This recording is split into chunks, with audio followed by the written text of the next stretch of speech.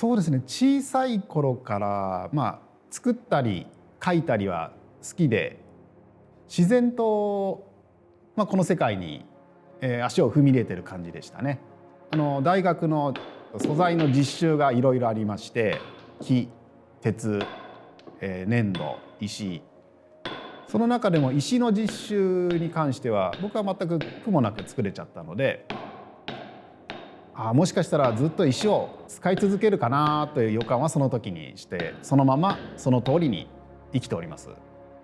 石の場合は付け足すことができない、削いでいく、削っていく一方なので、削りながら修正していくしかないんですよ。でもそこが魅力なのかもしれないですよね。真剣勝負、素材との、それが如実に襲ってくる石という素材ですね。自然界が作る造形美が好きなんです。侵食されていくその時の美しさがどうしても作ってみたかったんですよね。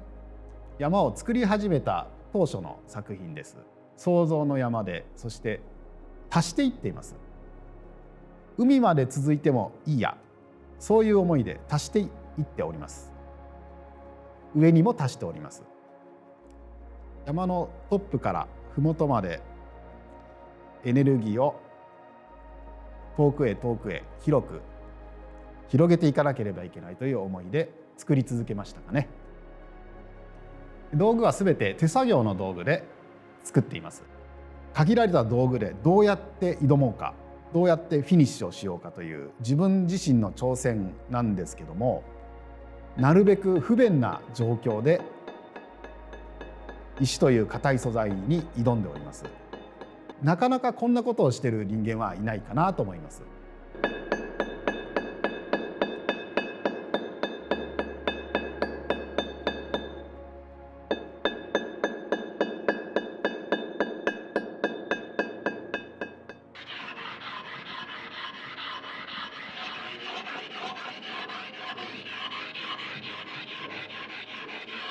石を使って、彫刻とかモザイク、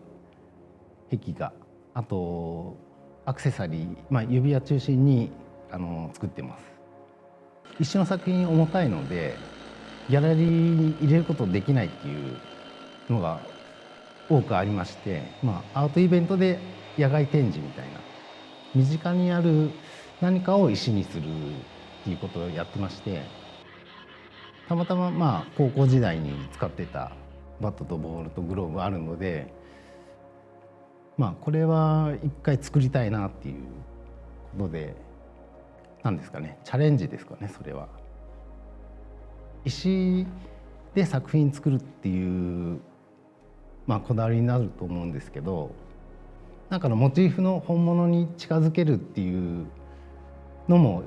重要なんですけど、結局石が石に見えなくなってしまってはせっかく使ってる石に申し訳ないので、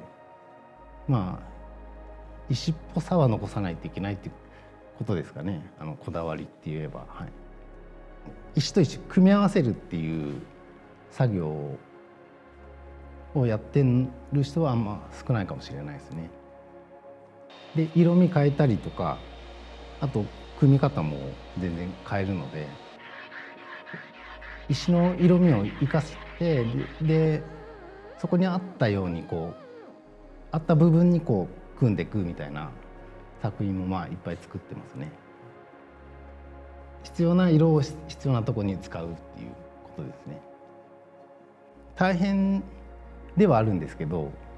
それが苦労かと言われると苦労じゃないと思ってるので、やりたいことをできてるっていうなんですかね、喜びのが大きいですかね。だから気にならないっていうのがっていう感じかもしれないですね。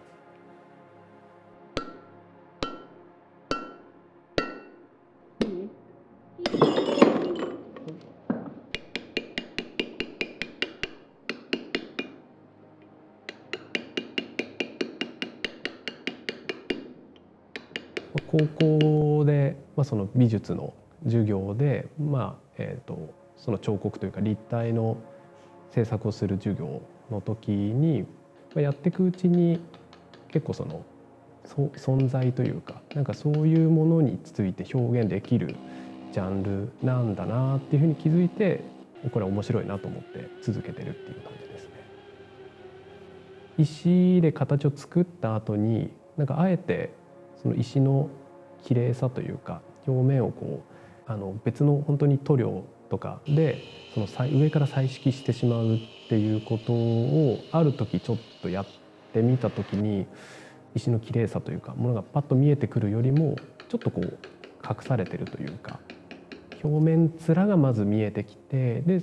その中に実はなんか石の素材感があるみたいなのが今の感じというかと少しなんかつながるかなと自分で思ってて、なんかこう閉塞してるようなその状況とかポージングなんだけど、なんか同時にちょっとこう開けてるというか、閉塞してるのと開放してるのとなんか両方をなんか一個の形で見せられるみたいな表現がなんかできないかなっていうのをここ何年かっていうずっとなんかやってて、で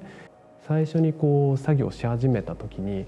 これは作れないかもしれないなと思って、最初結構気持ちが重かったんですけど、最初にちょっとこううまくいかないかもって思ったものの方がなんかこう根詰めてやっていくと意外とあるタイミングですごい良くなってきたりっていうことがあったんで、ノルマ的に最初はこなしつつで形が見えてきてからは人間がこう自然に見えるようなそのポーズというかつりつまのバランスを取っていくっていうところでまたちょっと時間をかけて、作っていったって感じですね。なんか作ってて単純なんですけど、なんか自分が楽しいというか、なんか作っててワクワクするようなものを、極力こう自然に選び取っていくというか、できるだけ続けられるといいなというか、でなんか続けていくとまた今思ってないようなことが多分考えたりとか見えてきたりすると思うんで、そういう気持ちがあるうちは何とかしてこう続けられるといいかなとは思ってますね。